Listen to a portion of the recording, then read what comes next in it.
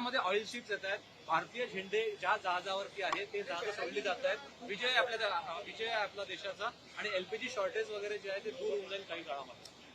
मला अतिशय आनंद आहे या गोष्टीचा, परंतु एकूण आंतरराष्ट्रीय परिस्थिती पाहता मला असं वाटतं की या गोष्टी वर जे काही मत व्यक्त करायचं आहे ते केंद्र सरकारच्या अधिकृत लोकांनीच मत व्यक्त केलं पाहिजे.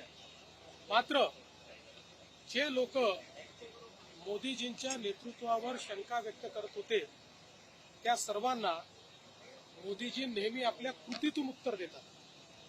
आणि आपण ऐकलं असेल तर अमेरिकेतल्याही फार मोठ्या राजनयिकांनी सांगितलं की आज जगामध्ये वेगवेगळ्या देशांमध्ये समेट घडवून आणण्याची ताकद कोणाची असेल तर ती नरेंद्र मोदीजींची आहे.